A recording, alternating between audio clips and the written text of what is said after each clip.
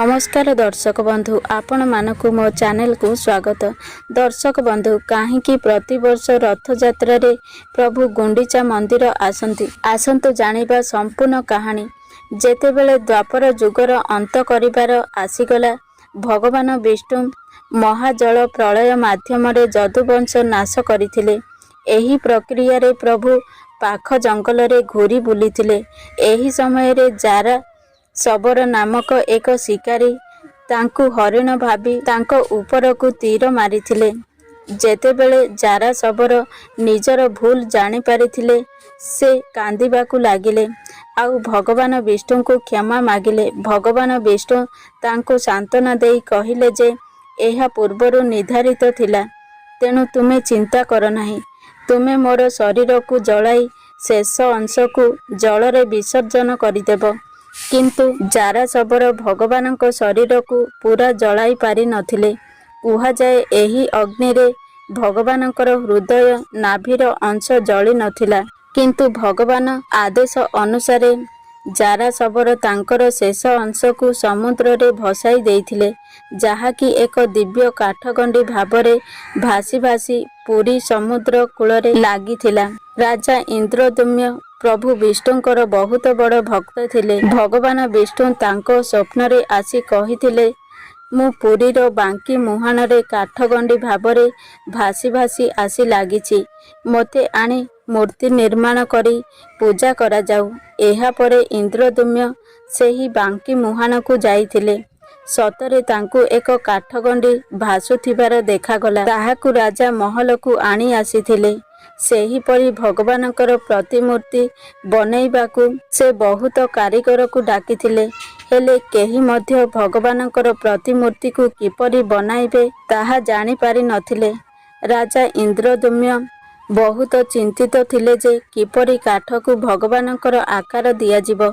एही समय रे जणे व्यक्ति निजकु अनंत महाराणा भाबी राजांक दरबार रे पहुँचिले, जिए कि प्रकृत रे विश्वकर्मा देव थिले। से राजा को भरोसा देले जे एही मूर्ति को बनाई पारिबे, किंतु तांकर किछि शर्त थिला। एही समय रे शर्त 21 दिन नेबे ओ से एही मूर्ति को एक बंद कोठरी रे बनाइबे। 21 दिन जाए तांकु केही डाकिबे नाही कि ए घरर कबाट खोलिबे नाही। राजा इंद्रद्युम्न तांको कथारे राजी हेले। एहा परे से कबाट बंद करी मूर्ति गढ़िबा काम आरंभ कले। घर मध्यरु 2 सप्ताह पर्यंत तांकर काठ काटिबा शब्द आसुथिला, किंतु 2 सप्ताह परे घर मध्यरे किछि शब्द आसिला नाही। रानी गुंडीचा एहा देखि चिंतित होइगले। कारीगर जनक बहुत वृद्ध थिले। काले एते दिन जाए न खाई न पी तांकर किछि होई जाइथिबो भाबी से चिंतित होइगले। तेणु से राजा को कहिले। राजांकर इच्छा नथिला, किंतु रानी जिद करिबारु से घरर कबाट खोलिदेले। जेमिति घरर कबाट खोला होईछि, सेमिति वृद्ध व्यक्ति जनक अंतर्ध्यान होइगले ओ तांको पछरे एही अधा गढ़ा मूर्ति छाड़ी देई गले। एहा देखि से निजर प्रतिज्ञा भंग करिथिबारु बहुत अनुताप कले। किछि समय परे मन को शब्द आसिला, हे राजा, तुमे मोर प्रतिज्ञा भंग करी कबाट खोलिदेल, तेणु मोर मूर्ति अधा गढ़ा रहीगला।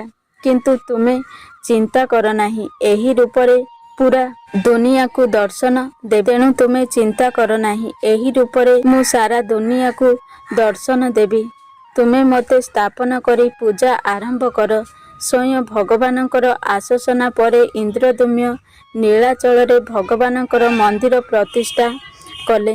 मंदिरर प्रतिष्ठा प्रभुंकु मंदिर रे स्थापना करिबाकु इंद्रद्युम्न रानी गुंडीचांक सह ब्रह्मा को डाकिबाकु ब्रह्मलोक को गले। जेतेबेले राजा और रानी ब्रह्मलोक रे पहुँचिले, सेतेबेले ब्रह्मा ध्यान रे थिले। कुहा जाए ब्रह्मलोक रे गोटिए दिन गोटिए जुग सह समान। ब्रह्मदेवंकर ध्यान सरिबा परे राजा मंदिर को पवित्र करी प्रतिष्ठा करिबाकु अनुरोध कले। ब्रह्मदेव तांको प्रस्ताव स्वीकार करी तांको नीलाचल रे पहुँचिले। जेतेबेले सेमाने ପୃଥିବୀ ପୃଷ୍ଠରେ ପହଞ୍ଚିଥିଲେ ଗୋଟିଏ ଯୁଗ ବିତି ସାରିଥିଲା। ଏହି ଭିତରେ ମନ୍ଦିରଟି ବାଲିରେ ଢାଙ୍କି ହୋଇ ସାରିଥିଲା।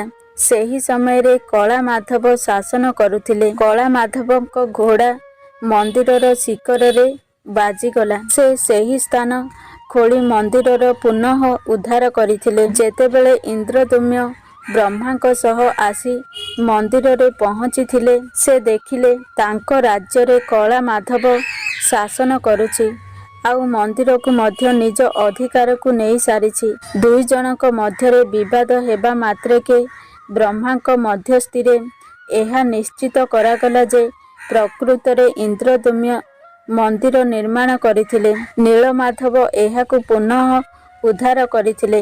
ଏହାପରେ ଭଗବାନ ବ୍ରହ୍ମଦେବ ପ୍ରତିଷ୍ଠା କରି ସେଠାରେ ଜଗନ୍ନାଥ ଓ ବଳଭଦ୍ର ଓ ଦେବୀ ସୁଭଦ୍ରା ମୂର୍ତ୍ତିକୁ ମଧ୍ୟ ସ୍ଥାପନ କରିଥିଲେ ଏବଂ ପ୍ରଭୁ ଜଗନ୍ନାଥଙ୍କ ମଧ୍ୟରେ ପ୍ରାଣ ସଞ୍ଚାର କରିଥିଲେ। ଇନ୍ଦ୍ରଦ୍ୟୁମ୍ନଙ୍କ ଭକ୍ତି ଏବଂ ତାଙ୍କ ପାଇଁ ମହାନ ମନ୍ଦିର ପ୍ରତିଷ୍ଠା ଭଗବାନ ବିଷ୍ଣୁ ଇନ୍ଦ୍ରଦ୍ୟୁମ୍ନ ପ୍ରତି ବହୁତ ଖୁସି ଥିଲେ।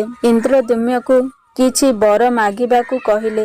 ଇନ୍ଦ୍ରଦ୍ୟୁମ୍ନ ଏହା ଶୁଣି କହିଲେ, ଯଦି ମୋ ଉପରେ ପ୍ରସନ୍ନ ଅଛନ୍ତି, ମୋତେ ଏହି ବର ଦିଅନ୍ତୁ। ମୁଁ ନିର୍ଗୁଣ ହୋଇଯାଏ, ଯାହାଦ୍ୱାରା କେହି ମୋତେ କହିପାରିବେନି ଯେ ଏହି ମନ୍ଦିର ତାଙ୍କ ପୂର୍ବଜ ଦ୍ୱାରା ବନାଯାଇଛି। ଯଦି ଭବିଷ୍ୟତରେ ଆପଣଙ୍କ ମନ୍ଦିର କ୍ଷତିଗ୍ରସ୍ତ କିମ୍ବା ମୂର୍ତ୍ତି ନଷ୍ଟ ହୋଇଯାଇଥାଏ, ତେବେ ଆପଣ ଏହିଠାରେ ମଧ୍ୟ ରହିଯିବେ।